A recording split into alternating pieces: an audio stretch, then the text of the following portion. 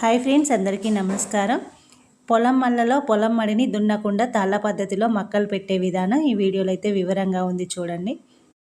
మనం ఏ రోజైతే మక్కలు పెట్టుకుంటామో దానికి ముందు రోజైతే పొలం మడి నిండా నీళ్ళైతే పెట్టుకోవాలి. 2 కట్టెలకి ఇరువైపులా అయితే తాళ్ళను కట్టుకొని మేమైతే 7గురం అయితే పెడుతున్నాము. ఇవి మేల్ ఫీమేల్ మక్కలు. 7 తాళ్ళు అయితే కట్టుకొని పొలం మడికి సరిపడా ఎంత పొడవు అయితే సరిపోతుందో అంత పొడుగు తాళ్ళని తీసుకొని ఇద్దరు ఇరువైపులా ఉండి పట్టుకొని తాళ్ళని వేయాలి. కట్టెలు అనేవి ముందుకు జరగకుండా ఉండడానికి పాదులు అయితే పాతుకోవాలి. 2 దిక్కులా పాతుకోవాలండి. ఎందుకంటే ముందుకు జరిగి తాళ్ళు లూజ్ అనేవి అయ్యి మనకు లైన్లు అనేవి కరెక్ట్గా ఉండవు. మధ్యలో ఒకసారి అయితే తాళ్ళను కూడా చెక్ చేసుకోవాలి, కరెక్ట్గా ఉన్నాయా లేదా లైన్లు అనేది. మనకు లైన్లు కరెక్ట్గా రావాలి కదండి. చెక్ చేసుకొని మక్కలు అయితే పెడుతున్నాము.